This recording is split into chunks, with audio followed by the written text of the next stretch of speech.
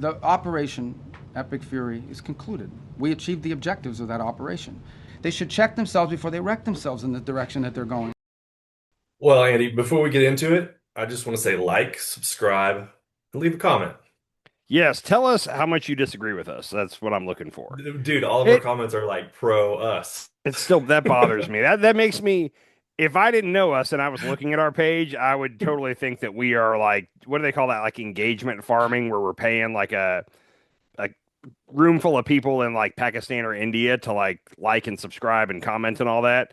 Because Not a bad idea.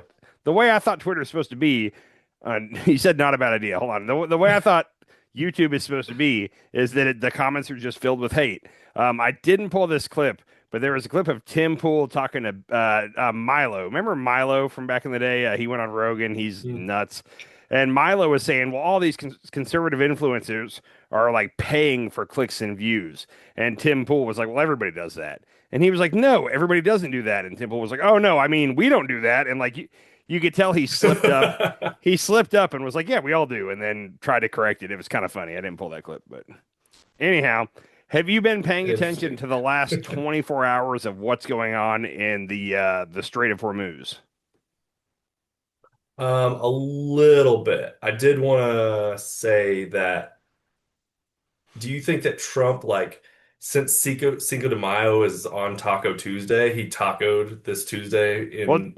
don't get to the taco yet. A lot of stuff happened in the 24 hours leading up to the taco. And I'll say this, of all the times he's tacoed, I would give it the highest percentage right now that possibly we're close to some kind of a deal. And I'm only saying like 10%. There have been a couple signs that make it look like there really could be a deal in the next day or two. If it happens, it's going to be 100% China making it happen. But Mm. we'll get to that at the end. We need to talk about what happened leading up to this just since last night. Um, did you see? I'm not even going to say, did you see? I'm going to let Jesse Waters. This is a lucky night for you. I have two clips of Jesse Waters You tonight. know how much I despise Jesse Waters. That's why I did it. This is Jesse Waters last night announcing a new operation from President Trump. Fox News Alert Central Command has just initiated Operation Project Freedom. The mission? Unblock the strait. The president says if Iran interferes, it's a death sentence. I spoke with President Trump for 20 minutes about the situation with Iran. He talked about Project Freedom and the U.S. efforts to guide vessels through the Strait of Hormuz, issuing a new warning to the Iranian regime, saying if the Iranians try to target U.S. ships in this area, they will be, quote, blown off the face of the earth. Key points there. Operation Epic Fury is done. We'll cover that in a minute, but we're not doing that anymore. Wait, Now it's over? It's The over. war's over. Operation Epic Fury is over. We've transitioned to Operation Project Freedom. Okay. Okay. Now, Do you think that they're like, I feel bad for the administrations coming up after this because they're using all the good war names. they are. It's Pete Hegseth is like sitting on a stack of names that he can't wait to use. Like, what are they going to call Cuba? I can't wait to find out when we go after Cuba. But the key parts of that video right there is I think Jesse Waters and that other reporter, Trey Yinks, both basically said that Trump is saying if Iran dares to shoot at our ships, we'll blow them away. We'll blow them off the face of the earth. That's the gist of it. That was last night. The first thing I saw when I woke up this morning was this. Washington Post. Breaking news. Iran launched missile and drone attacks on U.S. forces and merchant vessels in the Strait of Hormuz on Monday, but did not land any hits, according to U.S. officials. The attack is the most significant threat to date of the ceasefire. Apparently, we sent two of our destroyers through the Strait of Hormuz, and they were under a swarm of drone and missile attacks the whole time. Now, they fought them all off. They have very good systems on the ship, but Did they? They Because I called it. heard that our attack ship got hit. You heard what? I heard that our one of our ships got hit. So none of our ships got hit, and I'm guessing you heard this on Instagram or YouTube. Where did you hear this? I'm not Instagram, bro. I know where you YouTube. get your news. So what happened was three ships have been hit in the last 24 hours. They've all been not our Navy ships. A South Korean ship got hit, a Filipino ship got hit, and I can't remember the third one is. But we actually did. I'll say this: we went in there and got two ships out like overnight, and it appears people are saying that they used like some kind of like sonar and radar jamming technology, and basically had the ships turn off their transponders, jammed Iran's radar, and like just ran them out overnight without anybody. Basically, turned out all the lights and ran through the strait without anybody seeing. It appears that's what we Okay. did. But Project Freedom was supposed to be the way that Trump said it was that we were going to escort ships out of the Strait of Hormuz, and that's what everybody started reporting. CENTCOM came out right away and said, no, no, no, we are not escorting. Like, we're not sending military ships in there to escort ships out. That's not what's happening here. And right after that, they What's sitcom? Central Command, basically the Okay. Pentagon. So then they released this. This is Project Freedom in a nutshell. Conditions for orderly transit of the Strait of Hormuz. Details the U.S. has established an enhanced security area to support Strait of Hormuz transit south of the traffic separation scheme. South of traffic separation scheme in the Strait of Hormuz, vessel choosing to. Okay. Basically, we're telling them a route to take that's really close to Oman. It's basically on the other side of the strait, away from Iran. We're telling them what path to take. That's Project Freedom. We are telling them, hey, here's the path that you should take to get out. Good luck. 2 American ships got out.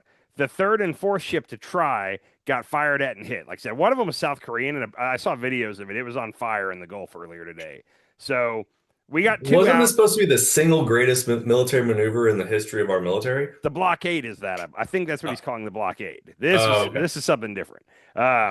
So overnight, while we were sleeping, we got 2 ships out. There were American ships. The next 2 got shot at and hit. One of them got hit. It seems like it's going to burn and eventually sink in the Gulf. It's South Korea. Into the beautiful, beautiful Strait of Hormuz.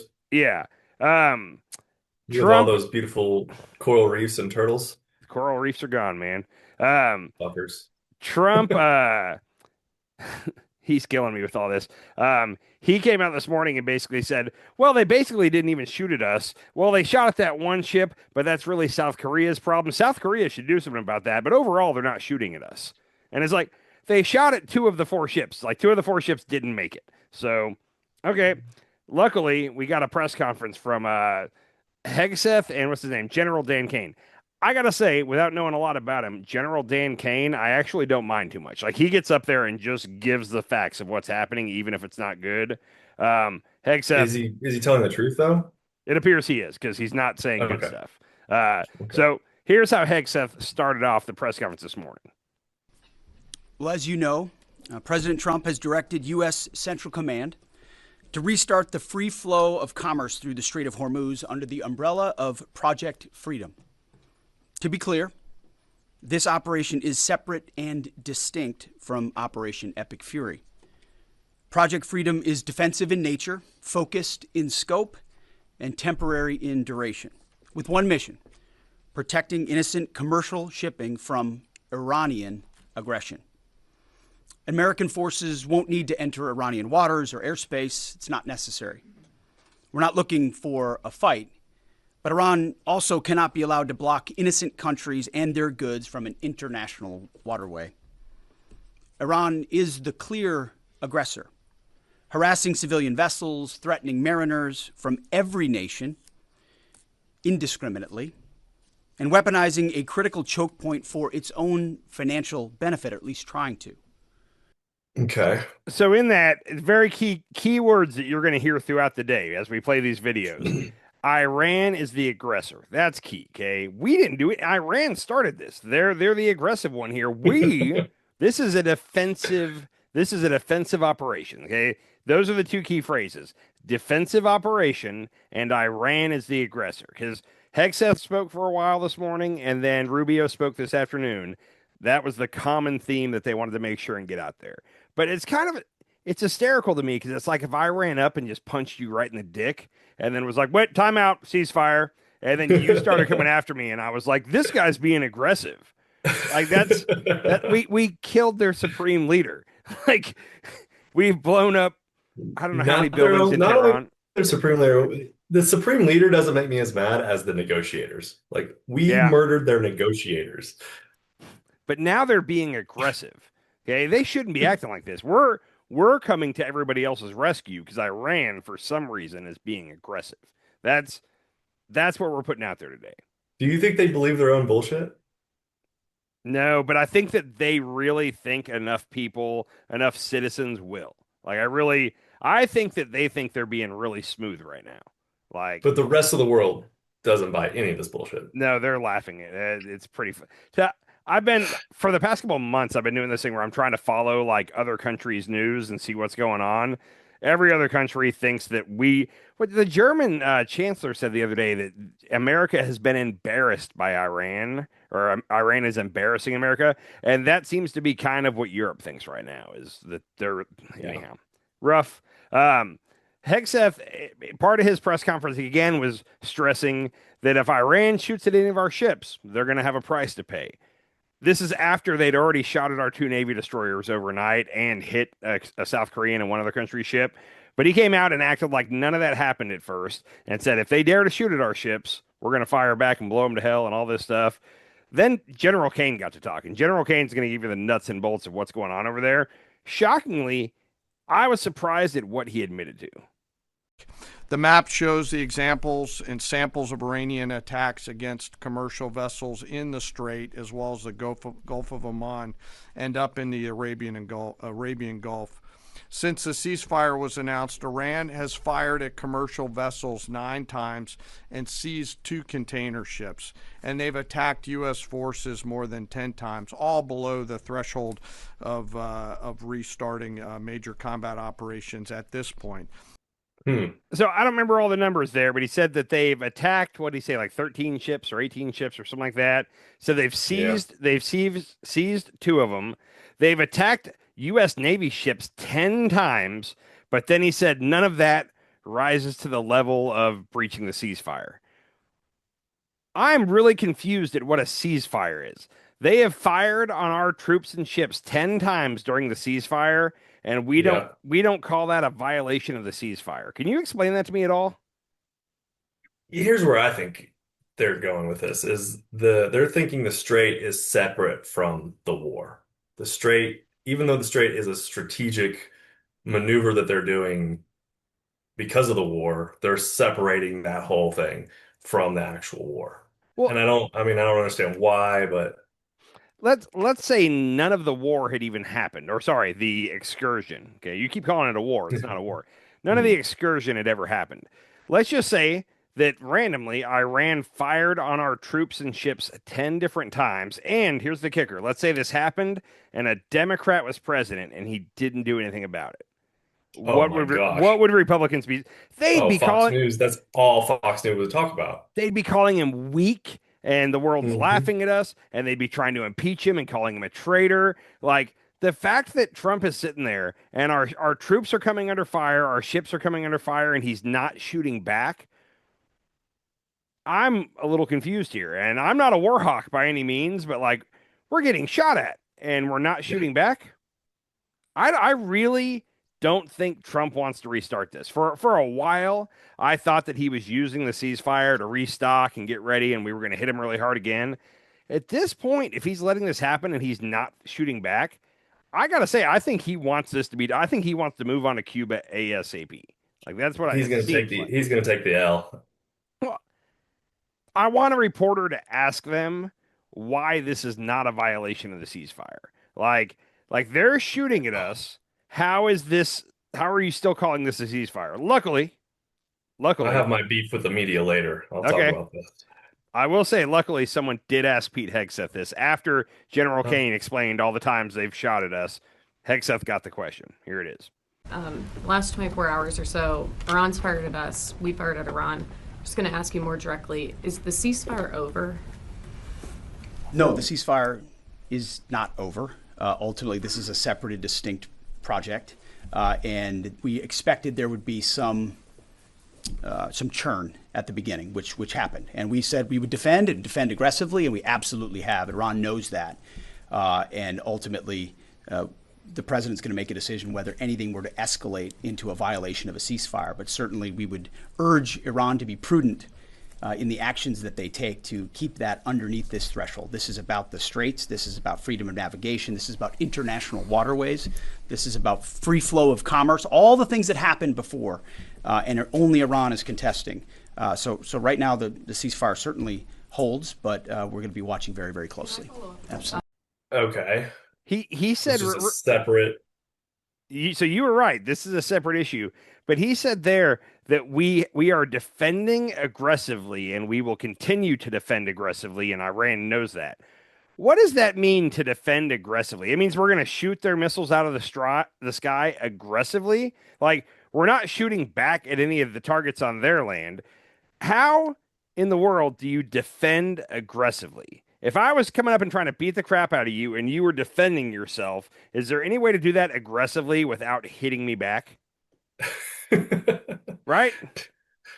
To defend aggressively? He said, we are defending aggressively and we will continue to defend aggressively, and Iran knows that. What is he? It's not defense if you're you can't defend making strategic moves. Like, if you're putting together an operation and making strategic moves, it's not defending yourself. Like, there's defensive driving and then there's aggressive driving, but you can't drive aggressively defensive. Like, that's not a thing. Like, how do you defend aggressively? Anyhow, that stuck out at me at the time. And on also, another note, have you ever seen the show The Boys? Yeah, I love that show. I haven't seen the new season yet, though. Pete Hegseth reminds me of that main character, the main Homelander. superhero. Yeah, Homelander. I could see that. Yeah. Speaking of characters, real quick, did you see Saturday Night Live now has somebody to play Kash Patel? I did see that. Yeah. What's his name? Aziz Ansari. Perfect. Ansari, yeah. Perfect casting. Perfect. Amazing. Yeah, so I hope that continues. Anyhow, back to Hegseth. The other thing he said there, he said that President Trump will be the one to determine if they break the ceasefire. He'll know it. He didn't say this, but he basically said when he feels that they've broken the ceasefire, that's when we're going to do something about it. Which is kind of funny because if you think back, like, it was like, well, when will you know that? I think they asked him, when will you know that Iran is unconditionally surrendering? And he said, oh, I'll know it in my gut. When I feel it in my gut that they've surrendered, that's when they've surrendered. And it's like, well, if we break the ceasefire, we have to go through Congress to get the war reapproved, right? So that's why I think they're pulling all this, because Operation Epic Fury lasted 59 days and they ended it right before the 60 day. At 60 days, they would have had to get approval. That is over. No, you heard how many times Hegseth said that's a separate thing. That's over. Now we're doing a new thing. So in their minds, that restarts the 60-day clock now. This is two totally separate excursions. They are not related at all. So the war is over, and now we're just trying to free the Strait of Hormuz. Yes, and Liberate the Strait of Hormuz. We want to free the ships trapped in the Persian Gulf, and we do still want to get their nuclear material, but we're not even really talking about that yet. I'm sure we still want to get that. Make sure they can't build a nuke. So, anyhow, okay, that was 7 a.m. this morning that Hegseth and General Kane came out and talked. About 5 hours later, they announced Rubio is going to be giving a press conference at the White House. I'll say this: I got a couple clips from Rubio. Watching Rubio speak, like, I don't like Rubio, but I almost wish we could have a President Rubio right now, because, like, he at least answered the questions. Like, in my mind, and I saw this in a focus group this week. The lady from the Bulwark, Sarah Longwell, did a focus group of all Trump voters, 2-time Trump voters. And with them, Rubio is running away with the lead for the 2028 nomination. They want him way more than Vance to be the nominee. And he's the one person in the administration that's kind of doing things right now. Venezuela was, it's not things I agree with, but he's at least doing things and they're getting done. Good things. Not good things. He's not doing good things. He's doing bad things. But watching him at the podium today, it was kind of weird because we went from Trump to Biden to Trump. So the last 10 years of press conferences have been like a person that won't answer the question for one reason or another. Like, Trump will spin and attack and BS. Biden kind of just didn't answer questions, and now we're back to Trump again. Rubio was answering questions. I'll give him that. I don't like Rubio, but he was at least trying to answer the question. So here's my first quick clip from Rubio. See how many of the key phrases you can spot right off the bat here. On the war, if the fighting were to resume, because you've said that Operation Epic Fury is over, the president also said that the U.S. would bomb them off the face of the earth if they tried to go after U.S. ships. So if the fighting resumes, are you saying that it would resume under Project Freedom? And I ask, as it relates to the War Powers Act. Yeah, look, the Operation Epic Fury is concluded. We achieved the objectives of that operation. I'm not going to, we're not cheering for an additional situation to occur. We would prefer the path of peace. What the president would prefer is a deal. He would prefer to sit down, work out a memorandum of understanding for future negotiations that touches on all the key topics that have to be addressed, a full opening of the strait so the world can get back to normal. And he preferred that be negotiated through the route that Steve and Jared have been working and that all of us have been supporting. That's the route he prefers. That is so far not the route that Iran has chosen. And so the result has been that the United States has to do something about the fact that we're the only nation on earth that can do anything to open up a lane within the Straits of Hormuz to get product and to rescue these people that are trapped in there. And that's what we're undergoing now. What that may lead to in the future is speculative. I'm not going to speculate about what it would take or what it would do. But look, the message to Iran, these guys are facing, they are facing real catastrophic destruction to their economy, generational destruction to their economy, generational destruction to the wealth of their country, imposed on themselves by the actions that they're taking. They should check themselves before they wreck themselves in the direction that they're going. Check themselves before they wreck themselves. Hold on. Yeah. So we're claiming victory. Hold on, wait.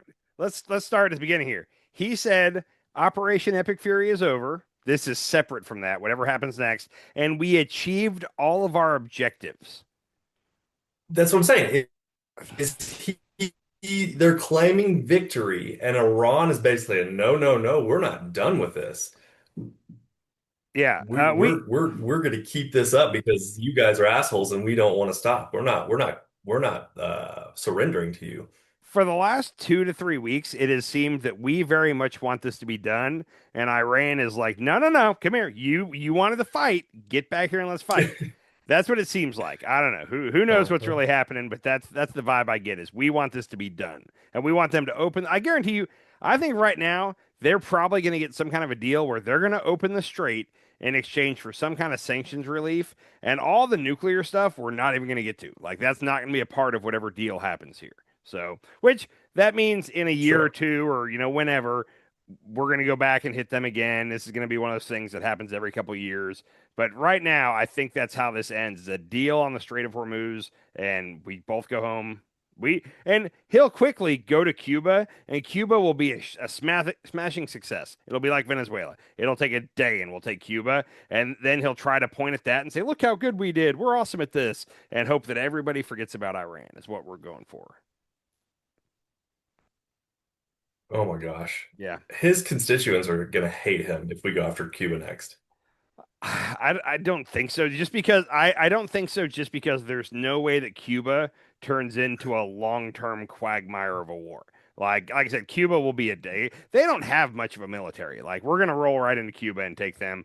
I'll say this. I think we'll probably take them without having to put a single troop on the ground. Like, we're going to pull all our ships up to them, and I think Cuba will cave. There are certain countries that aren't going to cave no matter what. Iran is one of those. Cuba has a 95-year-old leader. That ain't going to last long, is all I'm going to say. There's no way we get drug into a never-ending Cuban war. Feel confident about that. No, but the optics of Venezuela, Iran, and now Cuba, it just looks bad. I mean, yeah. I don't think his constituents are going to be happy with it, and especially after we lost to Iran. Yeah, I still. Here's the thing. I feel really weird saying that, like, we lost to Iran. We didn't win by any means, but also I have a family of military on my mom's side, Air Force mainly. Our troops have done everything that's asked. Like, we haven't had a situation where, like, our army has failed us. Like, that hasn't happened. We've asked them to go into a conflict where there is no winning. Like, I don't know what winning is supposed to look like here.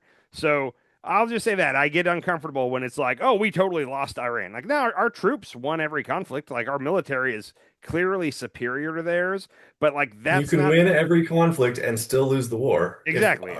Iran is going to come out of this better off than they were before, and we're going to come out of this worse off than we were before, which means we lost. I get it, but I feel like you got to throw a caveat in there that like our military didn't fail us. This Our was military, unwinnable our from the military is start. amazing. It's the greatest Yeah, military in the world, but we still lost. Like yeah. we didn't get any of our objectives done. The one objective you could say is that two of them, I guess, is that we really crushed their Navy and their Air Force remains in question. There's a chance that a lot of their planes are parked in tunnels under mountains right now. Like we haven't really seen their planes at all, so nobody knows really where that is. Their Navy definitely appears crushed. So that's one to maybe two of the five objectives. The rest of them, like the nuclear, I don't think we made any progress on nuclear. So. Anyhow, No. I do have one more clip from Rubio real quick, and then we'll move on. And again, this is only 12 hours into Operation or Project Freedom. Okay, we've already had 2 ships hit, 2 destroyers shot at. We claim everything's going well. Here's some more Marco Rubio. Now, what's really important for you to report and for everyone to understand is this is not an offensive operation. This is a defensive operation. And what that means is very simple. There's no shooting unless we're shot at first. Okay, we're not attacking them. But if they're attacking us or they're attacking a ship, you need to respond to that. You're not going to let some fast boat come up on the ship and shoot it up.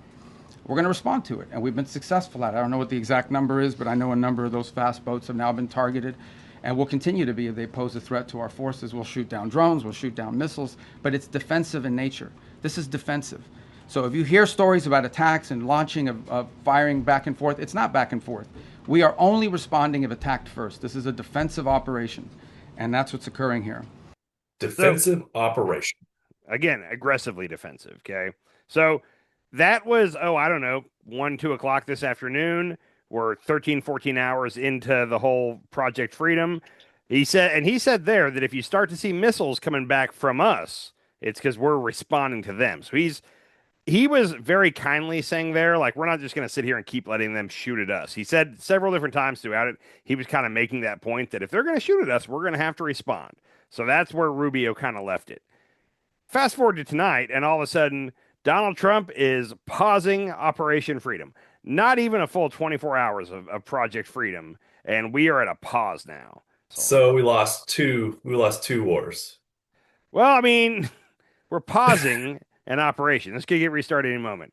And also, when the 2 times that he has delayed his own deadline or, extended his own deadline, every time he says, at Pakistan's request. Pakistan is asking that we do this, so we're going to do it for them.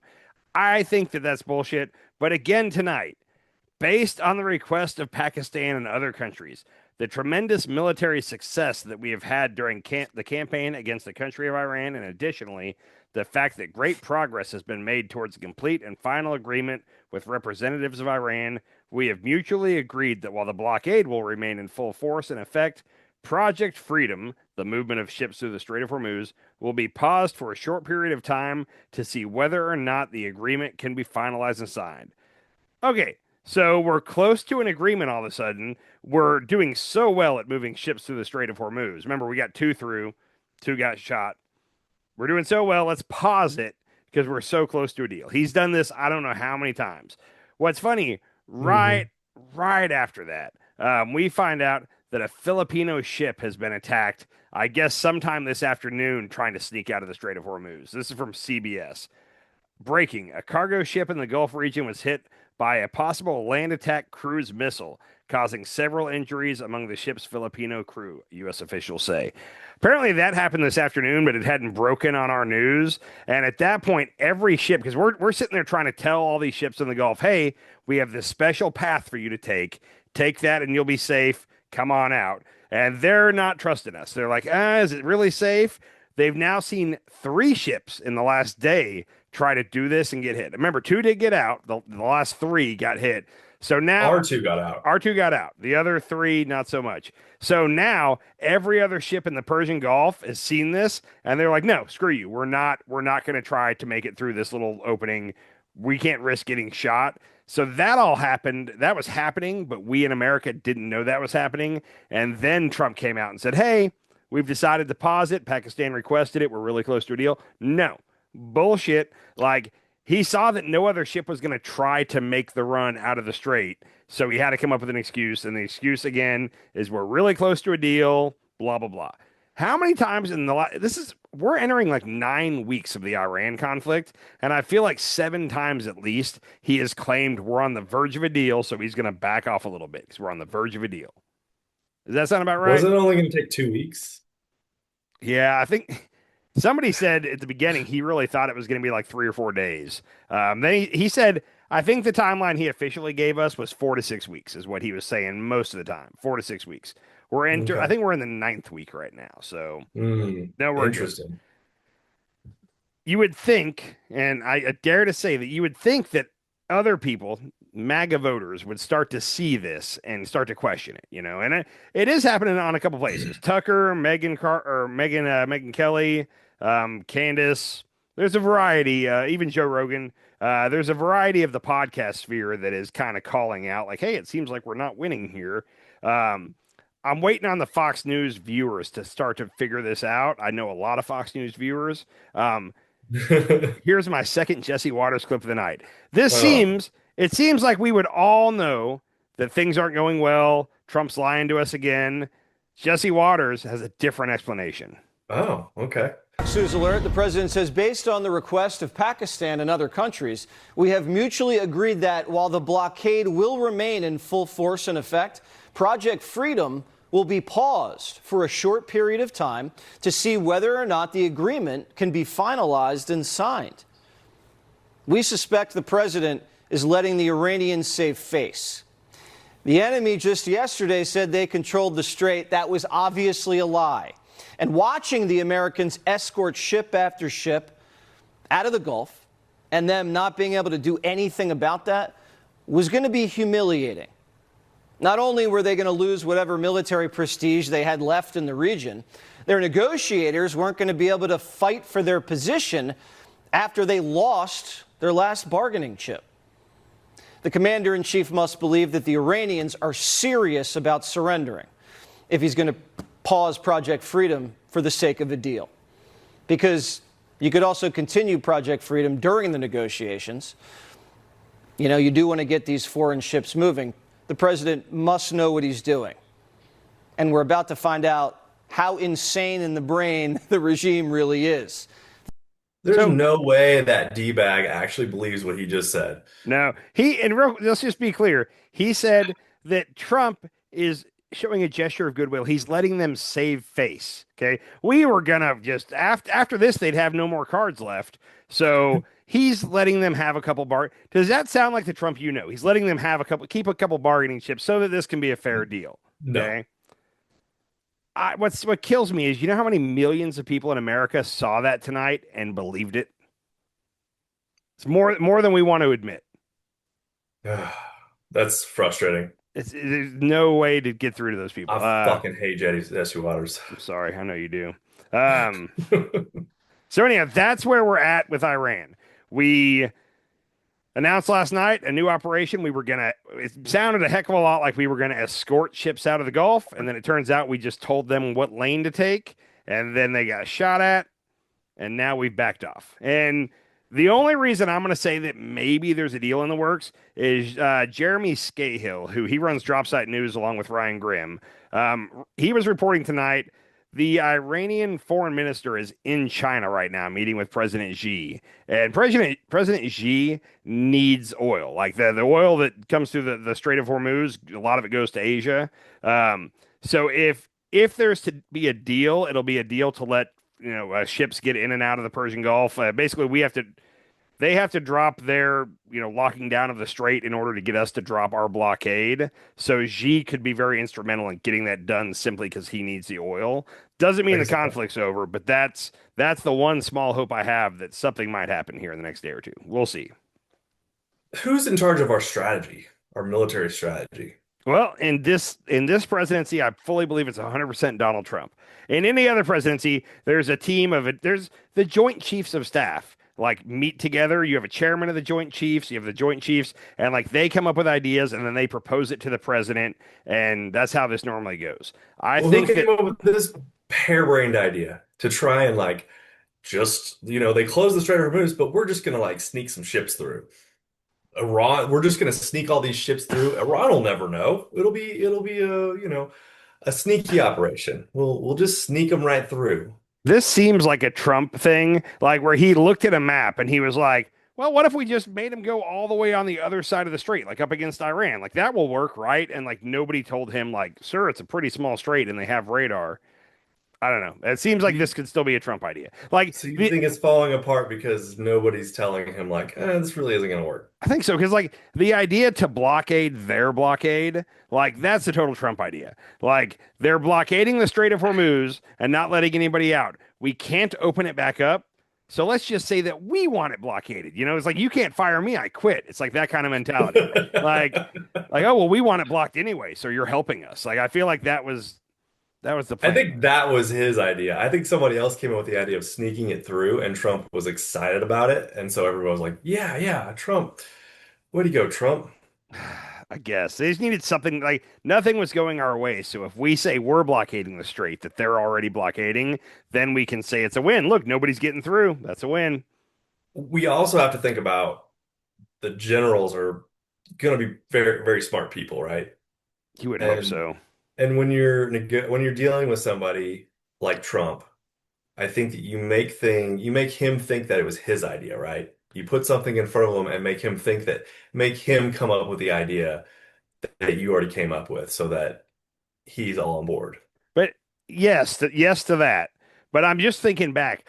I don't remember the numbers, but we fired how many like senior generals in this last year? Anyone who wouldn't do exactly what Trump said is gone. Yeah. So the ones that are left, like maybe they are doing what you're saying and they're making him think it's his idea, or maybe they're just saying, yes, sir, that's a brilliant idea to everything he says. Like that's what could be left at the Pentagon right now is a bunch of yes men that are afraid to tell him that his idea is dumb. I think that's what we're working with. So, and then real quick on the note of the Iran foreign minister that's in China right now, I just thought this was kind of interesting. Right now, they're limiting any reporting being done by any of those countries in the Gulf, the UAE, Saudi Arabia. Like reporters are getting thrown in jail for taking pictures of the damage over there. They don't want us to know what's going on. Dropsite News is the one news agency that we're constantly hearing what Iran is saying, like what their government is saying. Now, truth be told, most of it's probably bullshit. Like they're probably lying just like our government's lying, but I think we should get to hear what they're saying. Even if it's probably a lie, we should know what their side is saying. Right. Dropsite has been under attack from most of the mainstream news, like especially recently, like more than normal, because they're parroting Iranian talking points. And it's like, no, they're putting out what the official statements from Iran. They're letting American citizens know what those are. Make up your mind whether you think it's bullshit or not. Twitter tonight. This is a tweet from that Iranian foreign minister, but he said, X has now removed the blue check from Iran's MFA spokesperson's account after stripping the ministry and ministers' verified badges, despite our full premium plus payments. Goes on. Turns out, because they were still getting stuff out via X, like they were putting out statements and news organizations were picking up on it, Twitter went through, or X, whatever Elon wants to call it, went through and took away all their verified stuff, the blue check and whatnot, so that it'd be hard to tell who's who, and maybe that's not an official source. That was definitely Trump's idea. I think Trump called Elon, or so. I don't think Trump noticed it. Stephen Miller or somebody like that noticed it and called Elon. So, anyhow, just interesting. So, that's where we're at with the war. We can move on from the war now. I want to jump on one thing real quick, and we can go with whatever you got.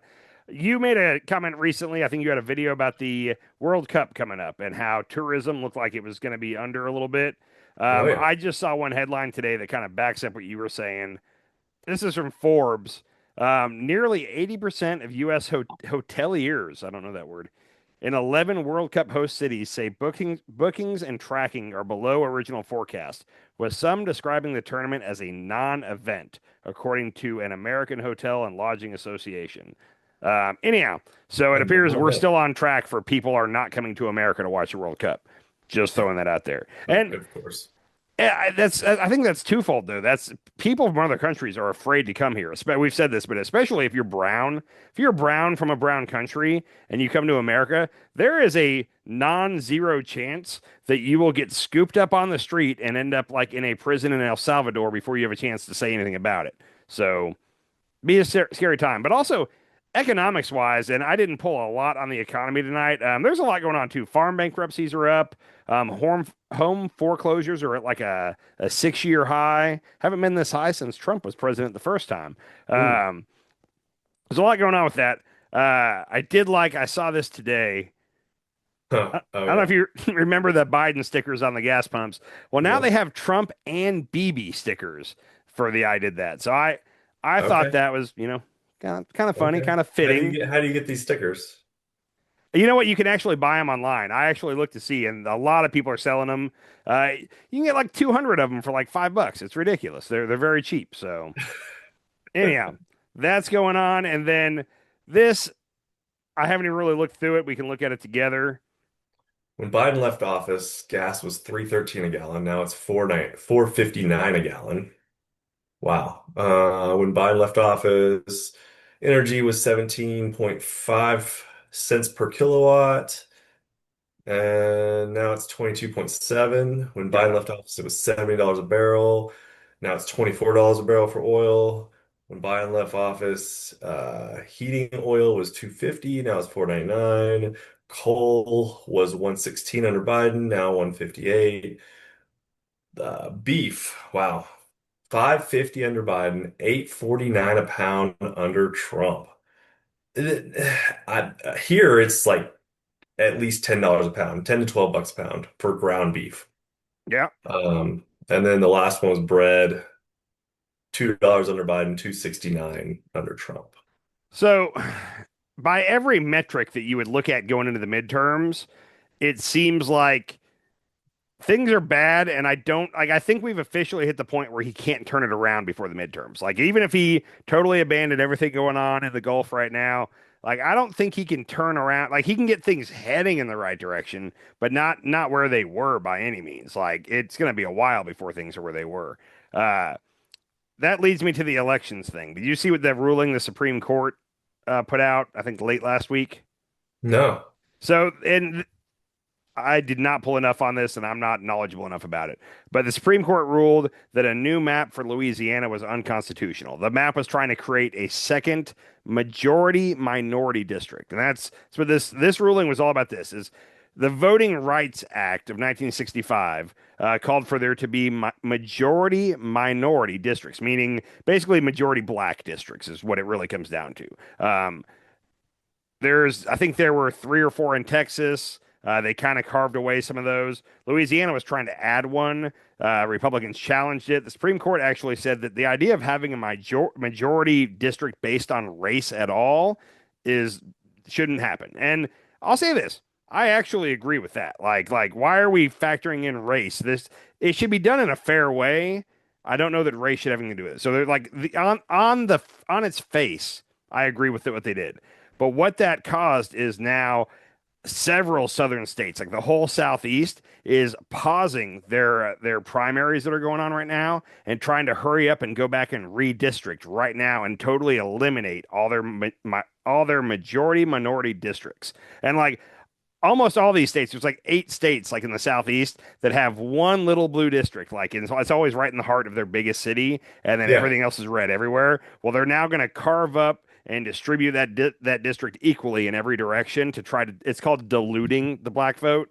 They're going to try to dilute their vote and make it to where there are 0 Democrats elected. Trump actually called for this. Trump tweeted, this was, I think, the day after the Supreme Court ruled. He said, "We cannot allow there to be an election that is conducted unconstitutionally simply for the convenience of state legislatures. If they have to vote twice, so be it. We should demand that state legislatures do what the Supreme Court says must be done. That is more important than administrative convenience. The byproduct is that the Republicans will receive more than 20 House seats in the upcoming midterms."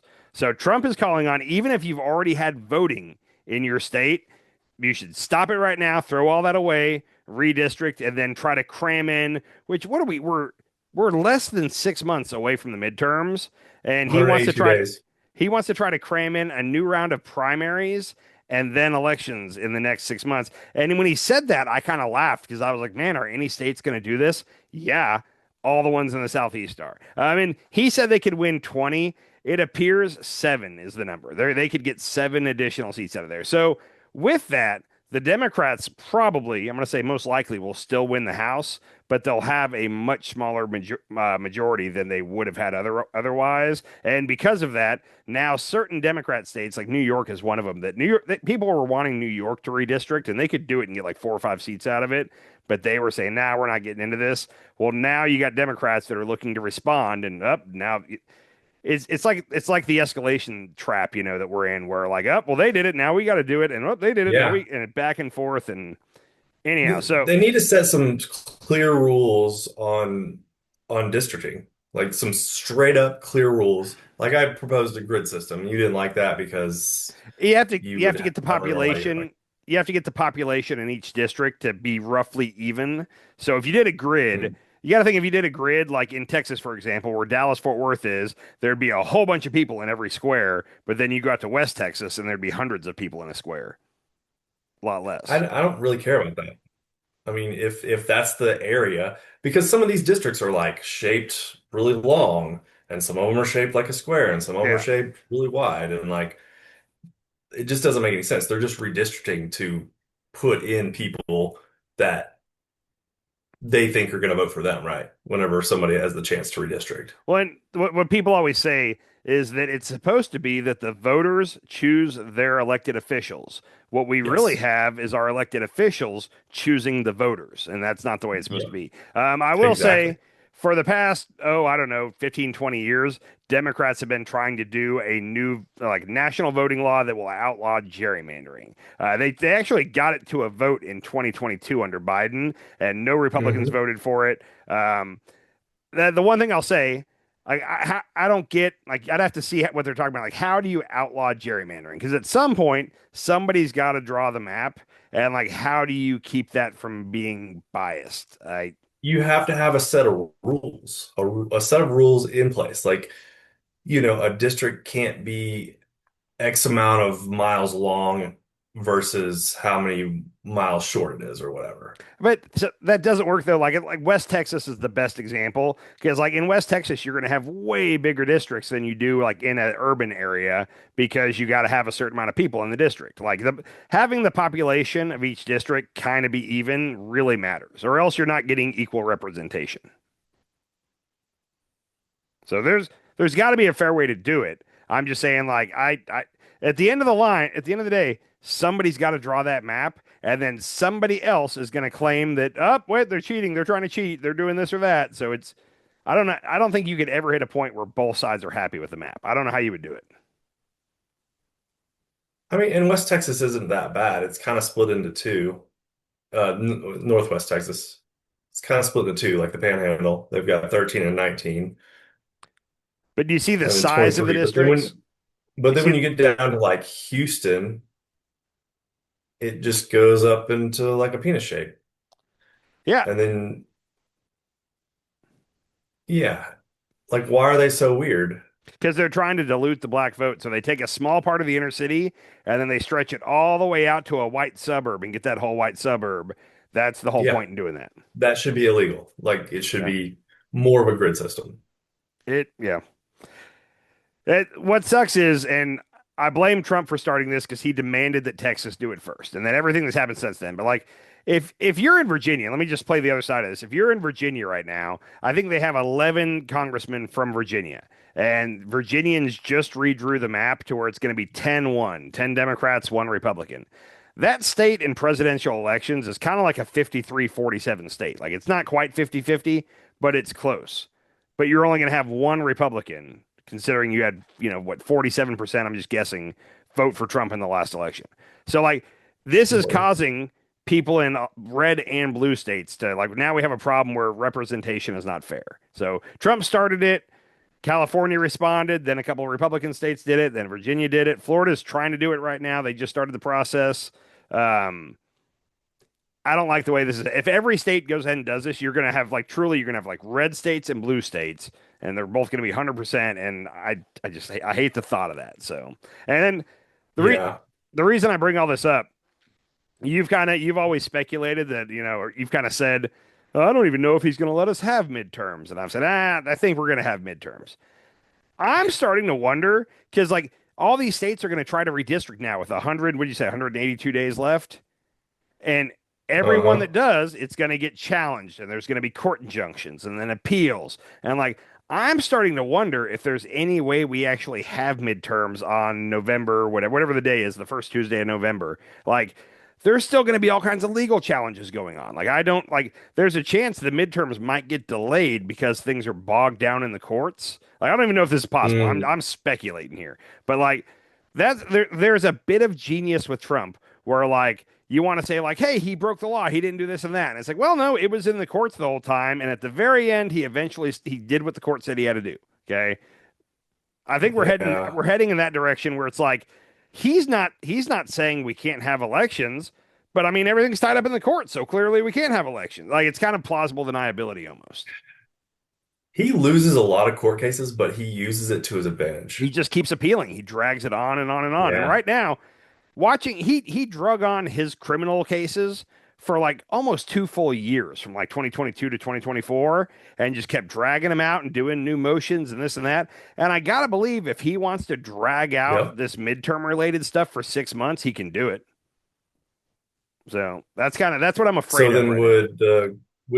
would our Congress now stay in place until those They'd court have cases to. were over with? I don't know what else you do. Like, there's no precedent for this. I'm guessing at all this. Like, this hasn't happened in our past. But like, if like let's say we're at the beginning of October and some of these states haven't even been able to have their primaries yet because things have been trapped in the courts. Like, how do you do that? Mm. Early voting starts I three say we weeks. just get rid of the districts who haven't put in their votes yet I don't know that until that would.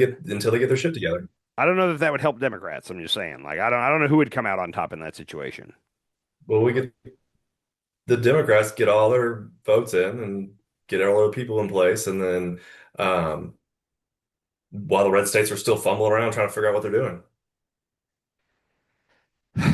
The problem is we like in Texas, for example, like Democrats are poised to win several of the seats, and like they're going to have more seats out of Texas than they had previously. So like overall, if the red states aren't turning their votes, like Democrats might not take back the House. Like they need to get those seats from the red states. Mm,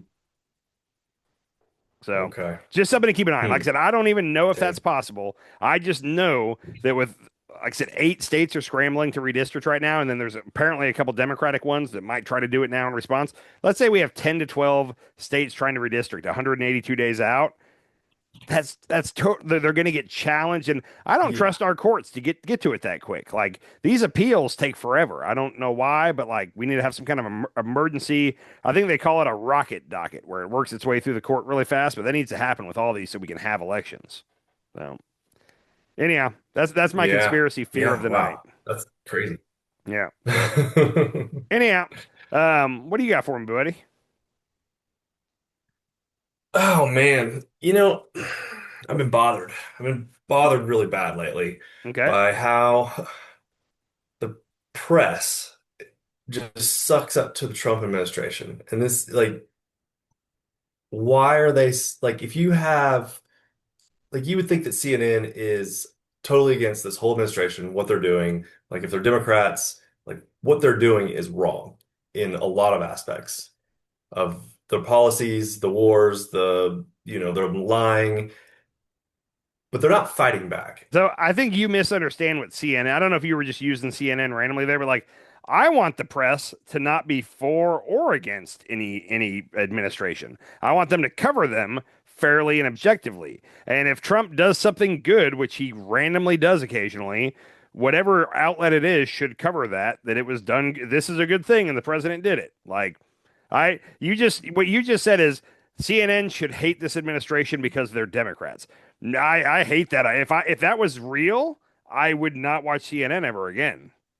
Not necessarily hate, but push back more. Push back Oh, more. And The phrase is hold truth to power. That's what the media is supposed to do, is hold truth to power. Go ahead. And stop sucking up to him. Like, Okay. they laugh at Trump's stupid jokes that aren't even funny. Do you see them on camera laughing, or do you hear laughter in the room? You hear the whole room laughing. Okay. Like, okay, check out this video. Germany has elections on Sunday. What are your thoughts? What do you expect to happen in the elections on Sunday in Germany? Who has elections? Germany. Oh, Germany. I wish them luck. We got our own problem.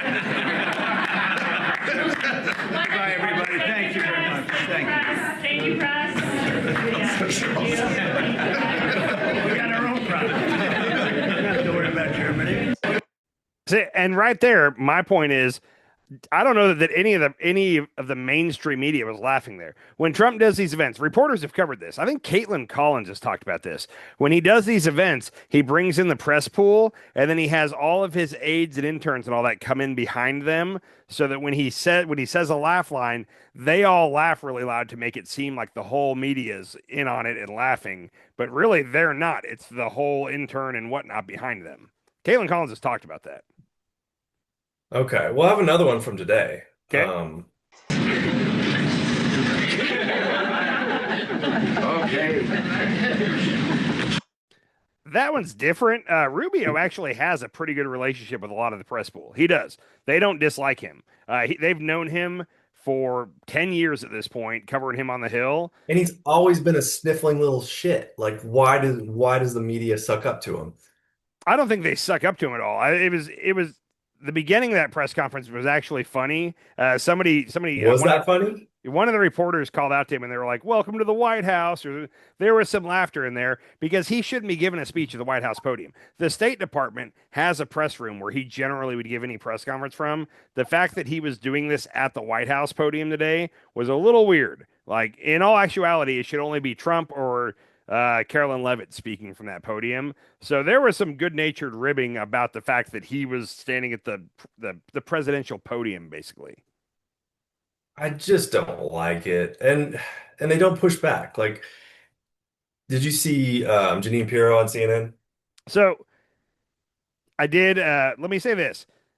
You're correct that a lot of them don't push back. Some of them do, and I really respect the ones that do. I'm going to say Caitlin Collins' name again, but when she has people on her show in the evening, like, she will not get off of that topic until they answer the question. She'll just keep sticking with it. That's awesome. Others, it really bothers me a lot of times when they'll get an answer where I'm like, I know that that's bullshit, and I could have a great comeback to that. How come this reporter is just, oh, okay, and they just move on, check the box, and move on to the next one? Drives me insane. That's not all of them. And but Jake Tapper's doing this. Okay, let me see the clip you're talking about. Here, what Tucker said about the Antichrist is more incendiary than what James Comey posted on Instagram. And while not defending what James Comey posted on Instagram, do you see Jonah's point? You know, I'm really not here as a political pundit anymore. I'm here as a prosecutor. My job is to decide whether or not I have evidence and whether I've got 30 years in this. I'm a prosecutor, a DA, a judge, and now the United States attorney. Mm-hmm. My job is to not talk about talking heads and what they say. My job is to come here and offer to you, CNN, any evidence that we have that will answer the questions you have. Let's talk about one more case before you go. Of course. The criminal investigation. I'm not trying to be a dick here, but I don't know what was the main point of that clip that I should have seen or noticed. He didn't press her on the investigation. I mean, that was the very end of them talking about Comey. He pressed her about it for a long time up till that point. Did you watch the whole interview, or did you just see clips online? I watched the whole interview, yeah. Okay. And he did. They talked a little bit about it at the beginning, or leading up to that. At one point, he was asking her flat out, like, "Hey, other people have said this. Republicans have said this. Like, are they not?" Like, in my mind, that her going on that show, and then Blanche went on one of the Sunday morning shows, Face the Nation or one of those, and those interviews are going to be instrumental in Comey's defense, because he could just take those in and play those to the judge and say, hey, this is clearly selective prosecution or vindictive prosecution, one or the other, and play those clips, and his case is going to get tossed. Overall, Tapper has been upsetting me recently, and a lot of what he upsets me with has to do with that other country in the Middle East that we're not allowed to name. He he bothers me on that topic a lot. But on the Comey stuff, I felt like both her and Blanche at the end of the day Sunday morning harmed their case against Comey. They said just enough of the wrong stuff in their interviews where Comey has a way better shot at getting this thrown out before it ever hits a jury based off them. You shouldn't go out and talk about a case at all if it's still pending, if it's about to go to trial. Like they're insistent on getting out there and getting their face on TV and defending Trump and this and that. They shouldn't have been out there talking about it at all. Their answer should have been, hey, that's got pending litigation and we're not going to talk about it. The end. That's what a good Department of Justice person would have done. So you think Jake Tapper was just giving just enough questioning about it just to get something out of her? I don't think it was his intent to like give her enough rope to hang herself or anything. I don't think he was trying that. I think it did play out that way, and I'll bet money he recognized it playing out that way in the end and was like, okay, like this is gonna get clipped. Yeah. Okay. Yeah. And right. also the thing I haven't real quick, the thing you have to remember about the press pool too is when Trump first got in there, he started kicking people out of the press pool and bringing in like there's that lady from Lindell TV. She looks like Southeast Asian-ish, Filipino maybe. She's pretty cute. But I think it was today at Rubio's press conference. He called on her at one point, and she was like, yeah, my name's blah, blah, blah with Lindell TV. And everybody in the room started giggling. And he like stopped and he goes, hold on, wait, why are they laughing? And she was like, and he was like, oh, wait, are they being mean? And she was like, no, I don't think they're being mean. And they were. They were laughing at the fact that someone from Lindell TV is in the damn press pool asking this question. So there's a lot. They've got a lot of people that shouldn't be in there that are far right-wing like networks that like there's certain events where it's like, man, every question Trump is getting is a softball. They're like teeing him up like, Trump, you've done a great job at this. Care to comment? But like in those situations, he's going through and only picking the friendly journalists and not picking the ones he knows are going to have a real tough question for him. So there are plenty of press availabilities where at the end I'm super frustrated because I'm like, he got nothing but softballs. That's coordinated. He did that intentionally. Like he has a friendly press pool, way more friendly now than it was. Yeah. So, did you see TMZ has a I guess a Washington Post now? No, it's the Washington Bureau for TMZ. Yeah, which they've actually already uncovered a couple different like scandalous things in the short time. I think if you're a senator or congressman or elected official, the fact that TMZ now has a Washington Bureau has to scare the shit out of you because they will figure this stuff out. Yeah. Anyhow, what do you got on them? I like it. I'm excited about it. I have one more video from the Puro interview. Okay. The target being clear by the manifesto. The only name in the manifesto is Kash Patel. He cites Kash. He leaves him out. Which he says he's not. Kash Patel's not a target. Right. He does say, and I want to apologize for using this language, but he does say, quote, I am no longer willing to permit a pedophile, rapist, and traitor to coat my hands with his crimes, unquote. First of all, that's outrageous. I mean, there's a lot of other things you could have referred to. This guy is a hater. He hates Trump so much he wants to kill him. Is he talking about Trump in that? You're going to have to ask him that. Okay. I don't really care. She got a little heated there. She did. Yeah. And he's like, do you think he was talking about Trump? So he did exactly. And they got him twice on that. Yeah, the journalist last week was like, "Oh, I'm sorry. Do you think he's talking about Trump here?" And it's like, "Yeah, no, he's anyhow." Like I said, I would tell you if I'm upset with Tapper, and I did not think he did a bad job in the Puro interview at all. Like he kind of let her talk. Like he set her up and let her say some stupid shit. So anyhow, and also there is an element of like, and I hate it, but like this is the way the game is played. Like. Jeanine Pirro, at the very beginning of that interview, he asked her, he was like, is this your first time ever to be on CNN? And she's like, actually, I was on once before, like 15 years ago. But like Jeanine Pirro normally will not, like CNN request interviews from Jeanine Pirro and all them, and they won't go. They'll only go to friendly media. So if you're Jake Tapper and you finally got Pirro to agree to come and sit down for an interview, like you want to press her, but if you press her too hard, she's never going to come back and do it. So there's a little bit of a dance where you have to not treat them terribly if you want to keep getting them to come on and explain what's going on. So that it sucks, but that's the way it is. Okay. Well, anyhow. Do we know why the shooter left Kash Patel off the list? I don't. And I haven't read the full manifesto, but I haven't heard anybody explain. So the entire cabinet, except for Kash Patel, is a target. No clue. Why Kash? I don't know. Why? Yeah. Well, I interesting. got nothing. Hey, Interesting. can I hit you with some ballroom fun real quick? Yeah, let's hear it. All right. First of all, just a quick recap. We talked about this last time, but you remember who Trump has been saying is going to pay for the ballroom for the past year and a half. Don't say it. We're going to let Trump say it for us, okay? And I'm paying for it. I'm paying for it. The country is not. We're donating a $400 million ballroom. Myself and donors are giving them free of charge for nothing. We did this no charge to the taxpayer whatsoever. Rich people and people are putting up the money, zero taxpayer dollars. I think it'll cost $250 million, and it will be, I think, the finest. It's about $300 million, approximately $400 million. I think I'll do it for less, but it's 400. I should do it for less.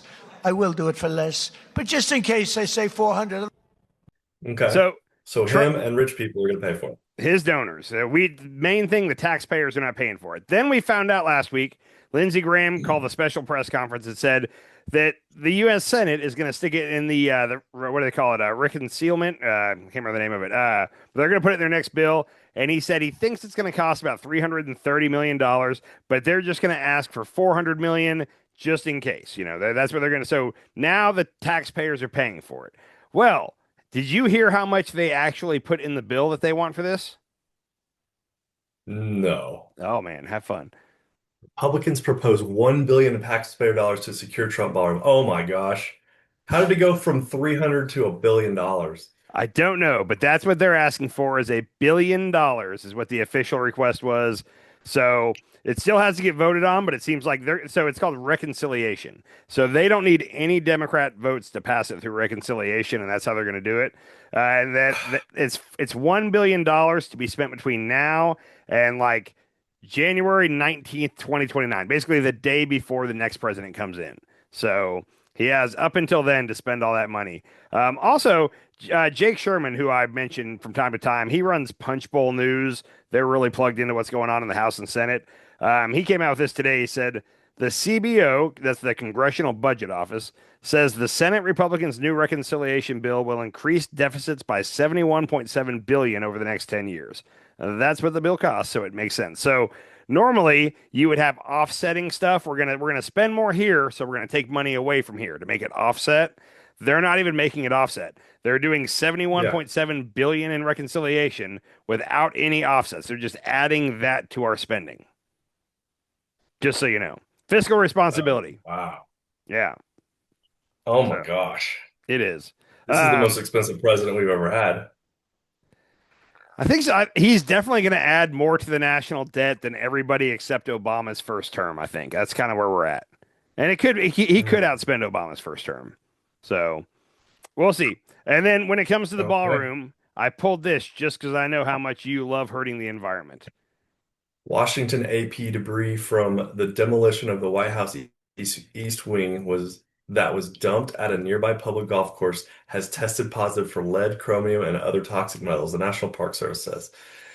An interim report by a Virginia engineer firm says the toxic metals along the PCBs, pesticides, petroleum byproducts, and other chemicals were detected at levels above laboratory reporting limits in soil at the past Potomac Golf Links, a historic golf course that President Donald Trump plans to renovate.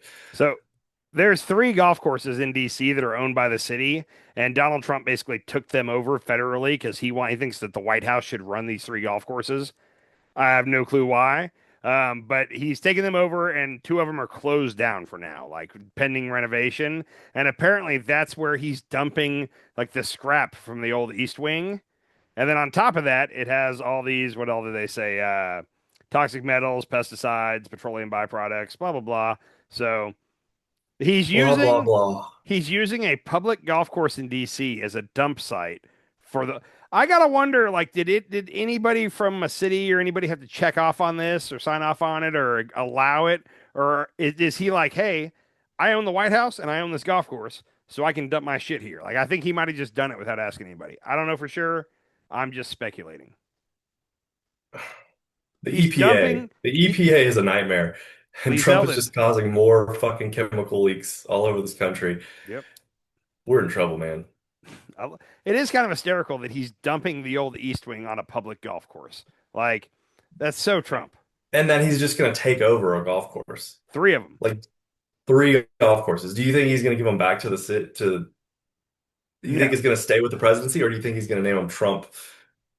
I don't know because it makes like in no scenario does it make sense that the White House should be running the 3 public golf courses in DC. Like, that doesn't make any sense. And I haven't heard him try to explain why. I think I heard him say one time that, oh, well, they're in real bad shape and he can do it better. Like, he runs golf courses for a living, so if anybody can turn these around, it's him. It's like, dude, we've got other stuff we need you to focus on right now. Like the 3 golf courses. I'm sorry they're struggling, not our problem. Like, let the city handle that. So, oh my gosh. Yep. What a fucking nightmare. Yep. I do have. Do you want to do some quick cognitive test fun with me real quick? Sure. Okay, I hope your brain's turned on. First of all, not, but just to remind you and anybody else about Trump and the cognitive test, let me play this quick one from Trump here. In my opinion, anybody running for president or vice president should take a cognitive test. And no president has ever taken one except me. I've taken 3 of them, and I've aced each one. 1 in the first administration, 2 over here. And whenever they get a little sassy, like, does he still have it? Does he still have what it takes? I say, all right, I'll take another one. And they are hard. There are many people in this room I know that are smart. They're not going to ace them. There are many people standing back there, the fake news media, that I'd like to have them. You know, the first question is very easy, and they always show the first question is, you have a lion, a bear, an alligator, and what's another good? A squirrel. Okay? Which is the squirrel? So they show that question, and then the first 4 or 5 questions they get a little more difficult. By the time you get to the middle, they're tough. Okay, here's the thing. He said he's the only president that's ever taken a cognitive test. I wonder if he's ever really thought about that statement. Like, they've never asked any other presidents to take a cognitive test, but for some reason, they've asked him to do it 3 times. Like, how does he not realize? Like, if you go in for your yearly physical and everything seems normal, you normally don't bust out a cognitive test. But if you're a doctor and while you're talking to this guy, some things seem a little off, that's when you would say, hey, you know what? We have this one other test we'd like to do on you real quick. Just checking based off how our conversation's gone. It should be alarming to us. And also, I've heard this from doctors, okay? The only reason you would do 3 tests on somebody, you would do it over a certain amount of time. You spread it out, and it's because you're tracking the level of like mental deterioration by a client. Like, you wouldn't do it just to check 3 times in a year. You would do it because you're seeing how bad it's progressing. How bad is it getting? Yeah. That kind of checks out and makes sense. Scary. So that was on like Sunday night that he was talking about that. But it turns out he went on. Didn't he go on to say like you got this? Okay. So turns out on Friday night, he gave an example of one of the hard questions. Okay. You're not allowed to use a calculator here. Trump claims he got this correct, by the way. So I want you to try to follow along and see if you can get it correct also. And I said, well, I do well on things, so let's do it. And I got everyone right. And these are tough questions. These are tough questions, you know. They say, take a number, any number. Okay, I'll take 99. Multiply times 9, okay? Divide it by 3, good. Add 4,293, that's good. Divide by 2. Subtract 93. Divide by 9. What is your answer? Now, they go a little slower than that, but not much. I don't want to waste a lot of time. But there aren't a lot of people that get it right. I got it right, you know. It was actually longer and more complex than that. But no, it's a tough test, so I took it.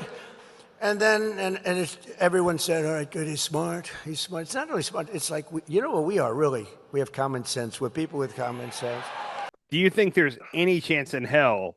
First of all, me and you looked at the cognitive test. I don't know. It was probably 6-8 months ago. Me and you pulled it up while we were on the show. And that question wasn't on there. So he's just bullshitting.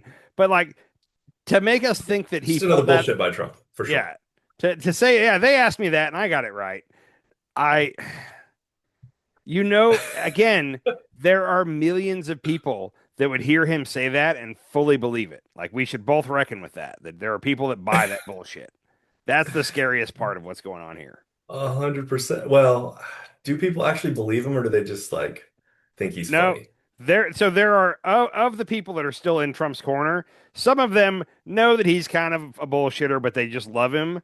But there's also a big majority of them, I don't want to say majority, but a big part of them that believe this stuff, like full-heartedly believe it. So, and then Really? I just want to point this out because do you ever play the game Uno?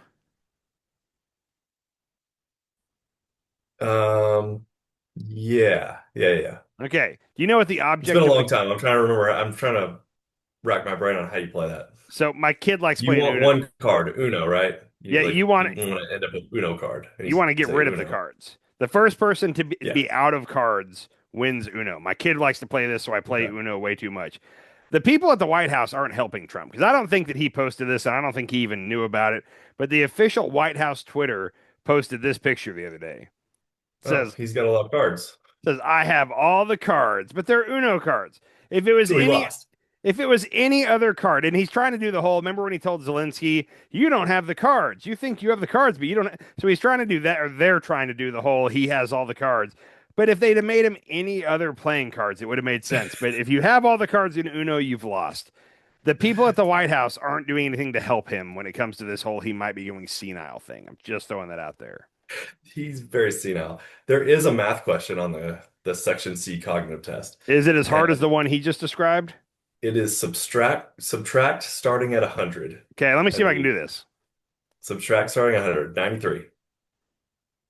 Subtract 93 from 100? Yeah. 7. 86. 14. 79. 21. 72. 28. 65. 35. You aced it, Andy. Look at you. I'm as smart as You're Donald Trump. cognitively smart. I'm as smart as Donald Trump. Okay. Well, that makes me happy. So I am out of material for the night. I know you got some other stuff. What do you got? I have one more thing for us. Okay.